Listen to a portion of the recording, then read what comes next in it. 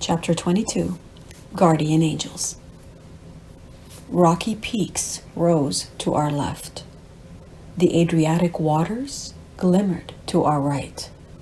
The road hugged the mountain, curving gently with it and making for spectacular views. For the first time in months, I took off my jacket and enjoyed walking in the warm sunshine. We arrived at our destination late in the day and, practicing our new Croatian words, asked for the church. We walked in the general direction we were pointed to until we arrived at the base of some large, wide steps. I looked up, trying to see where those steps ended, but the setting sun temporarily blinded me. In the glare, a small figure appeared high atop the stairs, the light of the sun casting a halo around its body. I blinked several times at what looked like an angel hovering above us, and I stepped back. Talk of wizards and aliens was making me edgy. The figure descended, and I could finally see that it was a girl of about 10 years. Her chestnut hair fell gently around her shoulders and framed a lovely face. I greeted her in Croatian. She smiled and returned my greeting, and then shyly turned away. Alberto and I started up the 30-odd steps, but halfway through stopped and turned around. To my surprise, the little girl was a few steps behind us, but this time with a similarly beautiful girl of about the same age. I smiled and waved at them. They raced towards us. "What is your name?" I asked slowly in English. "Anna Maria," answered the first girl we saw. "Oh, you understand me," I said. "Yes," she replied happily. "I am learning English in school. This is my friend Tanya." Alberto and I introduced ourselves. The girls shook our hands, giggling. "Can you please lead us to the church?" I asked. They nodded excitedly and led the way, all the while whispering to each other. By the time we arrived, the sun had set, and it was firmly dark. Parishioners milled about the church entrance, and we saw the priest unloading boxes from a car with the help of 2 young boys. Tanya and Anna Maria marched right up to him and began to speak, pointing at us. The priest distractedly glanced our way, and so we approached.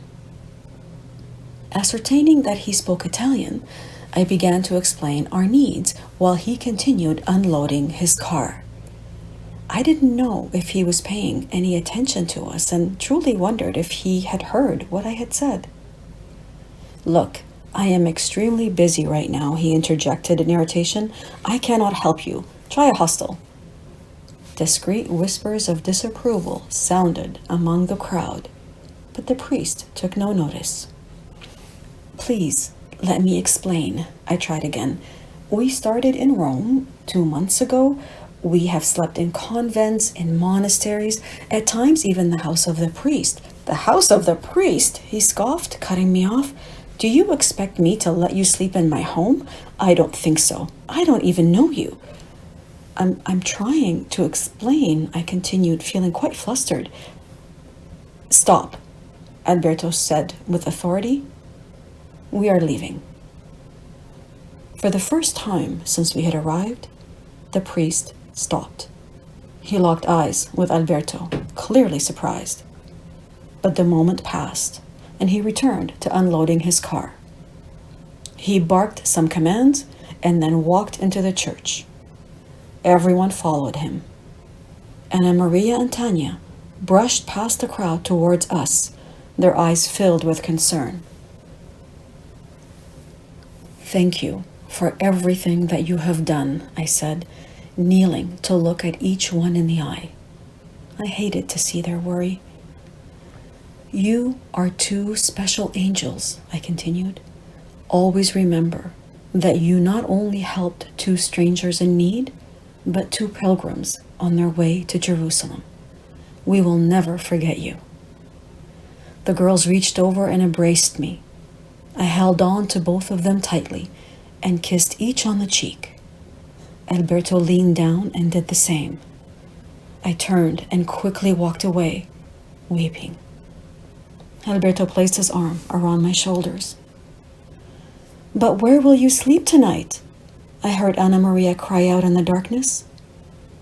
Her words seared into my heart like a flame. Mustering up the courage to sound light-hearted, I turned and yelled back, "Oh, don't worry, we always find a place to sleep." With one last wave in the darkness, I hurried away and never looked back. Alberto lightly caressed my head, trying to console me, but I was inconsolable.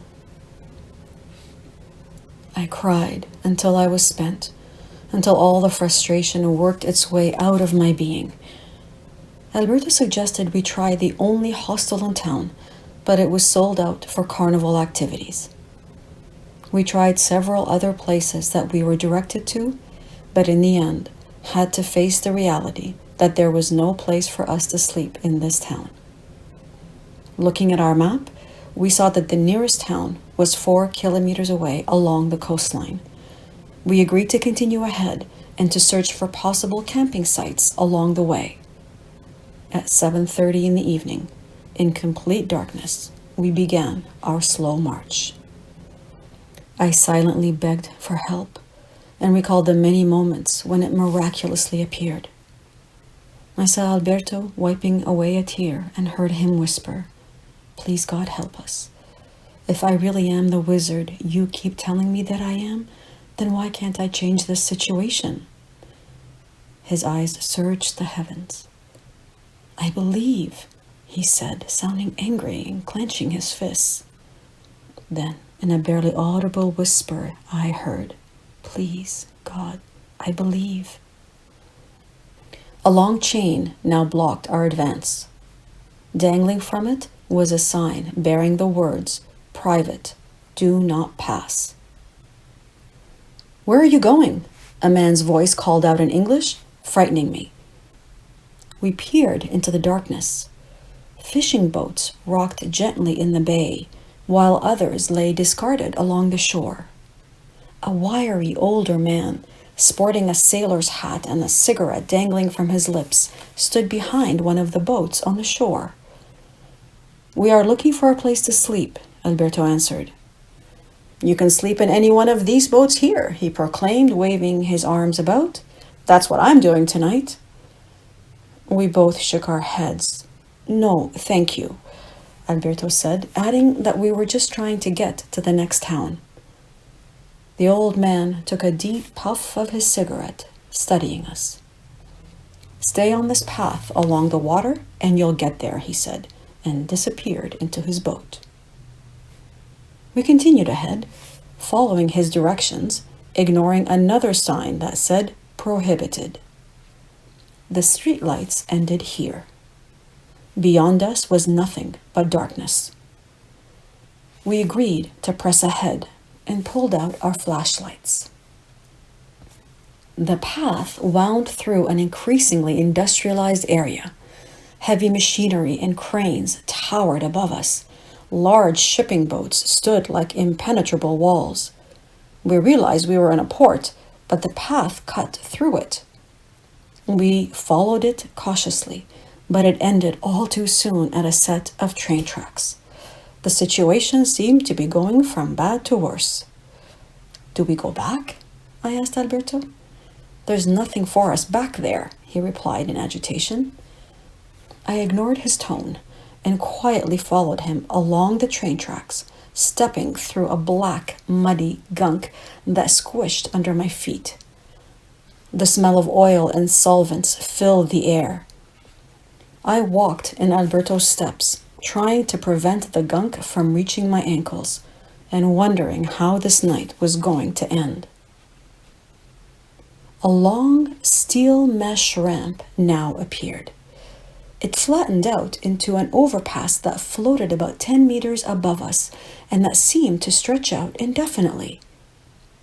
I started up the ramp cautiously, testing my weight on it. It felt solid, and so I motioned for Alberto to follow me. The ramp was wide enough for one person, and higher and longer than it looked from below. We walked quickly, bright lights now partially illuminating our way. Several hundred meters later, our detour abruptly ended about 6 meters above the ground. The only way off was down a narrow steel ladder of about 15 steps that was encircled by a thick metal spiral. I stared incredulously at this scene, not knowing whether to laugh or cry. Pressing his body against the ladder, Alberto gingerly made his way down to the ground. My backpack was wider than his, and I was afraid of getting stuck inside the metal spiral. Alberto climbed halfway up and took my backpack as I carefully made my way down the slippery steps. Our hands were black.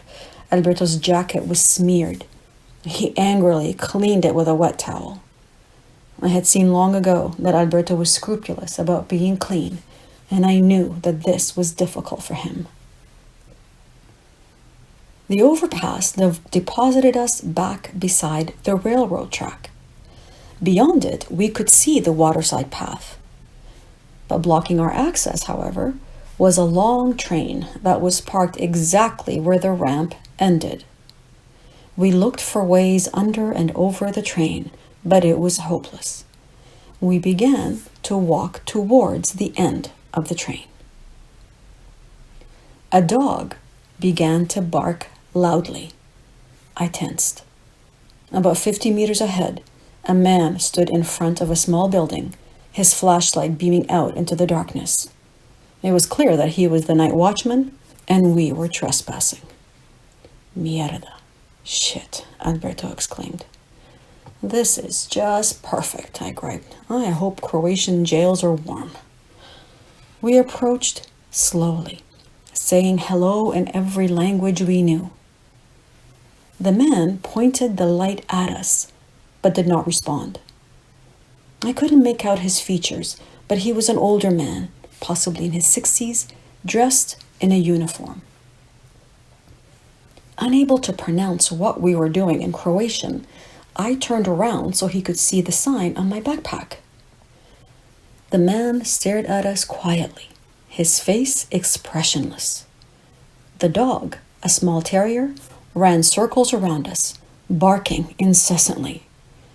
The man motioned for us to follow him. We followed him inside the dimly lit building and into a small room that had crammed into it antiquated furnishings, a corner table, a rickety chair, a sofa bed with a brown wool blanket, and a bar fridge. A movie played on the small black and white television. We sat on the bed and he on the chair. I pulled out the list that Vlado had prepared for us, searching desperately for any words or fragments that would explain our situation. The man gently reached for the list and silently examined it. Pointing at us and using hand gestures, he asked where we were sleeping. Responding in a mix of sign language, Italian, and some words from the list, we attempted to explain what had happened in town, throwing our hands up in a sign of resignation and pointing in the direction of the next town. The man maintained a calm that was threatening to unnerve me. Finally, he stood and once again motioned for us to follow him. Alberto and I exchanged nervous glances. I didn't know what he was going to do. He could justifiably call the police since we were trespassing, but I was so emotionally exhausted at that point, I didn't care what happened to us. I just wanted to stop moving. The guard led us out of that building and into one nearby that the darkness had kept hidden. He turned on the lights. The abandoned feeling only accentuated the coldness of this neglected space. He led us down a corridor and then opened a door. The smell of sweat and grime was overwhelming. Empty cans, discarded tissues, and rumpled pieces of paper littered the floor. Oil and dirt mixed to create a filthy layer that coated everything. The windows looked like they hadn't been cleaned in years. 2 makeshift beds peeked out from under several dark blankets. The man pointed at the beds, then at us, and made the sign for sleeping. I stared at him in disbelief and began to sob. Alberto started doing the same. At that moment, the filth disappeared, and all I saw was shelter for 2 weary souls.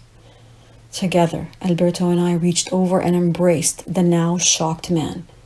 He backed out of the room slowly, and I thought he was going to run away. But no, moments later, he was back, this time with a space heater, which only brought on even more tears. The poor man stood there looking distraught, wringing his hands, not knowing how to comfort us. He led us by the hand back to his room and eagerly motioned for us to sit down. He opened the fridge door and emptied its contents onto the table, gesturing for us to eat. But I was too upset to eat. He cut up some bread and some cheese and handed them to me, which only made me cry harder. Singing rang out from the television, and in English the words, "Sometimes you just need an angel," repeated as part of the chorus. I could barely breathe from the emotion that racked my body. The distressed man momentarily left the room, and I heard him speaking on the phone. I used that time to compose myself and to stop crying. When he came back, we finally introduced ourselves. The man pointed to himself and said, "Micho." Michael, like the angel that he was. I pulled out some of the photos that Vlado had given me and showed them to him in an attempt to communicate. He lingered over the one of Medjugorje, and I immediately gave it to him. He smiled happily and lovingly kissed the picture, embracing it close to his heart. I wished I could have given him everything that I owned at that moment for his single act of kindness. A young man arrived, and in Italian introduced himself as Donald, a friend of Micho's. Finally able to express ourselves, we explained everything to Donald, who translated it to the increasingly amazed Micho. Shortly after, Donald's girlfriend arrived with her mother. She spoke English, so I was able to communicate even more fully the depth of this incredible gift that had been bestowed upon us. Donald explained that Micho could neither read our sign nor the note that we had given him because his eyesight was poor and he didn't have his glasses with him. I thought he had helped us because we were pilgrims walking for peace, but the truth that he had helped 2 strangers in the night was even more incredible. Joy radiated from Micho. He clapped his hands and spoke enthusiastically, all the while looking at us with the same wonder that we looked at him. Finally, the group stood to leave. We hugged everyone in turn. Donald's girlfriend reached into her pocket and pulled out a small porcelain figure of an angel. I had no idea why she would be carrying an angel with her, but it was the most precious and perfect gift. Proof, as if I needed any, that angels were indeed among us that night. The next morning, we stood in front of the building with Micho. The light of day broke slowly through the gray fog. The path started right at his doorstep. We repeated the word Hola, not knowing how to say anything else and wanting to say so much more. The gentle sparkle in Micho's eyes told me that he understood. Micho cupped Alberto's face in his hands and gazed lovingly into his eyes, as a proud father with his son. Alberto's eyes watered, and they embraced. My never-ending tears surfaced again. Micho embraced me, gently stroking my hair. When he released me, He reached into his pocket and pulled out his wallet, but we gently pushed it away. He searched his pockets, and I could tell he wanted to give us something, but the value of what he had given us transcended any physical object. His humanity had restored our faith, and that gift would remain with us forever. We will never forget Micho, our guardian angel. That incident left me more convinced than ever that angels were walking with us, making things happen. That day, Alberto and I left behind his camping tent as a demonstration of our faith in them.